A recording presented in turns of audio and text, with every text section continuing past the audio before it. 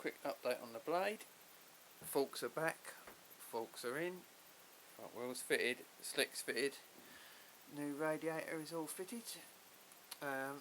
Front fairing is now off because some of the cables are routed incorrectly and the steering won't go full travel, so they need to be redone. So that's what we'll be doing next.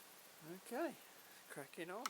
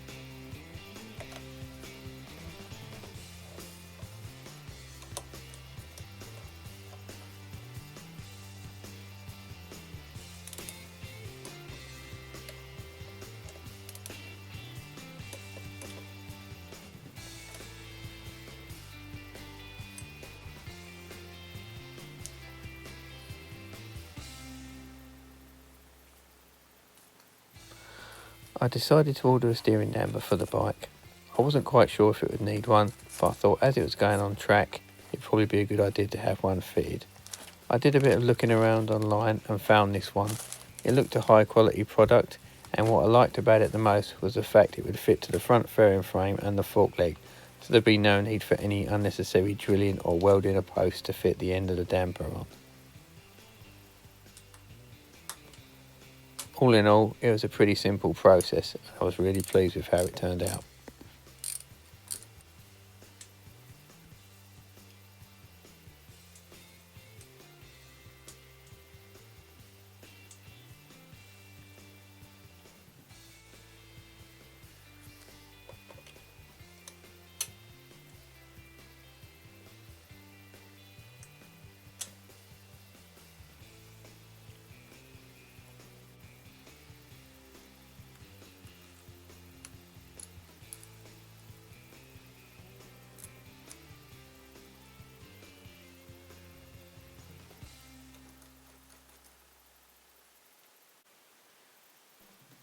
Okay, progress. Front fairing is back on.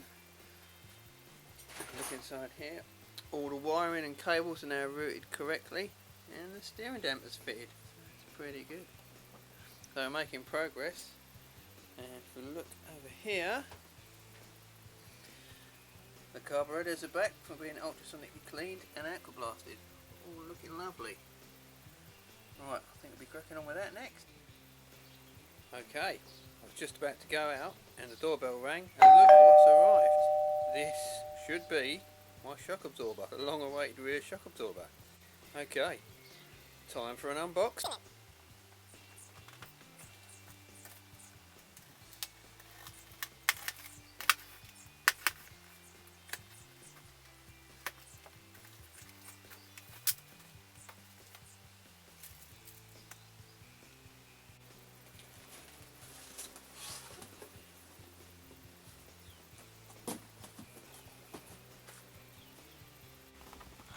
I ordered a Nitron R3 rear shock.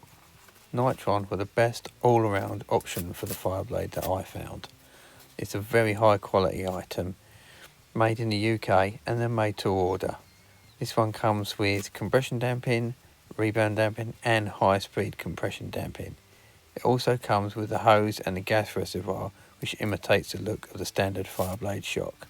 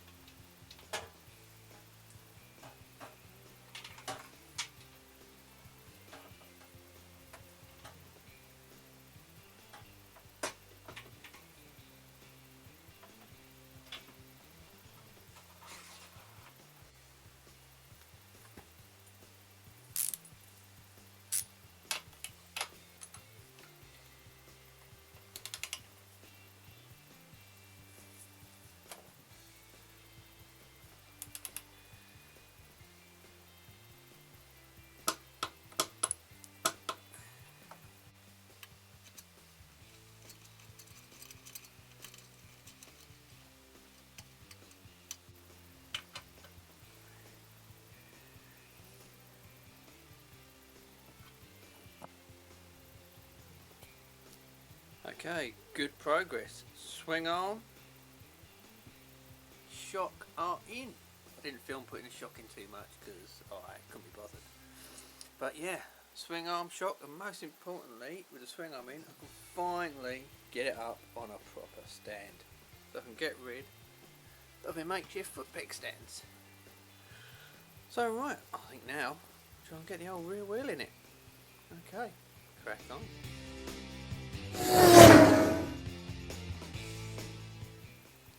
Right, somewhere in between all these many components is a complete set of carburettors that need assembling. Perhaps fuel injection is the way to go. Oh well, here we go.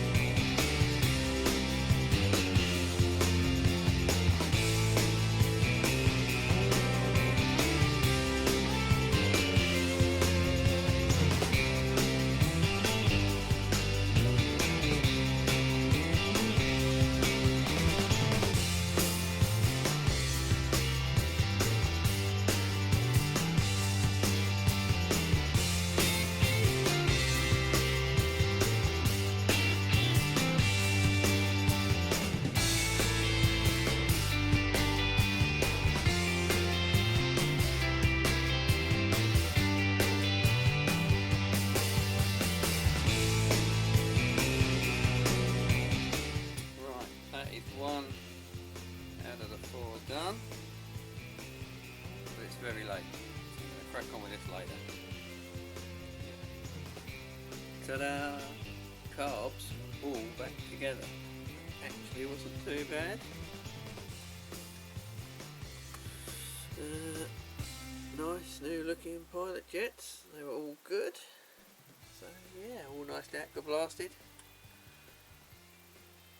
Let's hope the bike goes as good as those carbs look. Alright, let's get them in.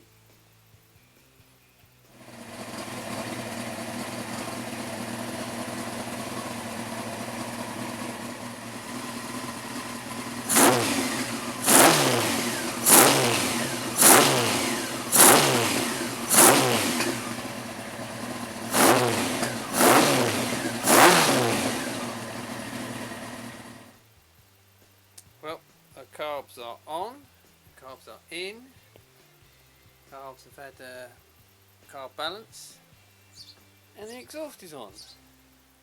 But the carbs were absolute mothers to do. They would not stop leaking. So this is a cautionary tale. Should you ever have carbs ultrasonically cleaned and then aqua blasted, make sure whoever aqua blasts them rinses them thoroughly.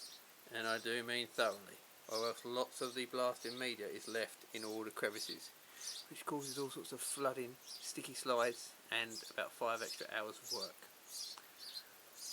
Lesson learned there. Right, there I put the airbox on.